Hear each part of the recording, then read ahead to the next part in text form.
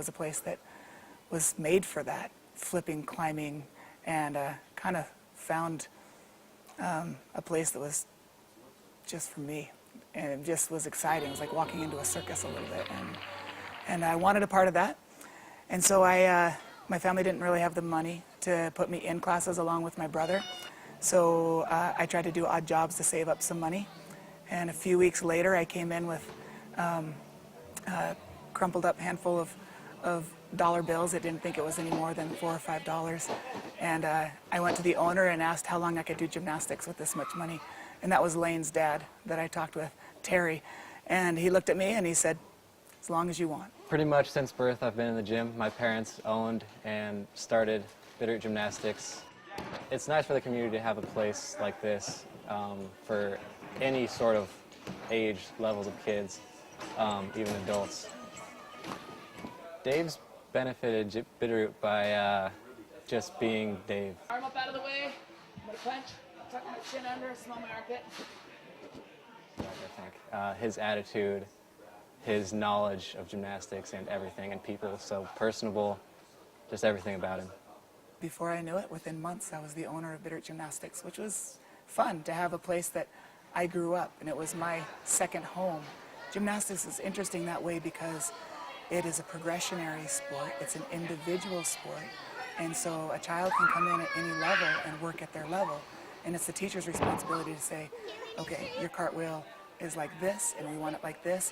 These are the breakdown parts. And that way, instead of asking you to do a backflip immediately, you first learn how to do a backward roll. We're starting an academic preschool this next year.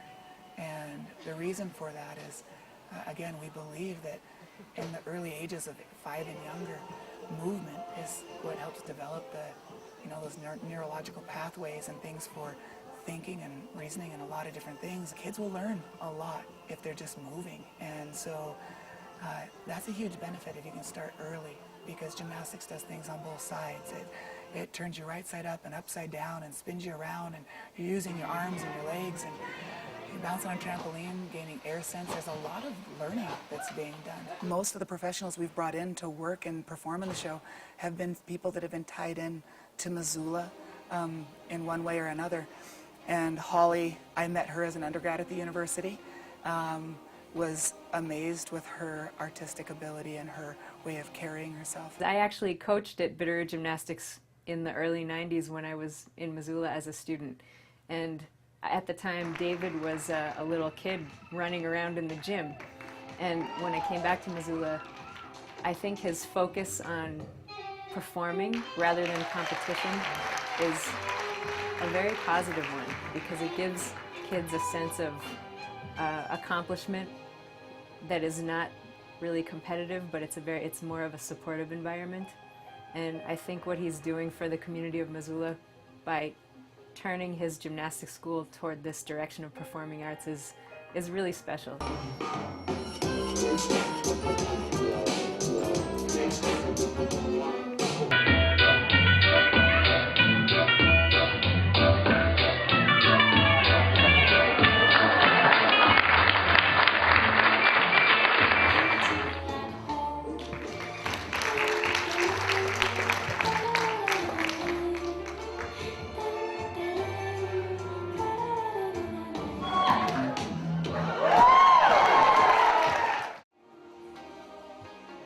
Performing is really an exciting thing. I think some people can become addicted to it. It's why I'm still performing at this age.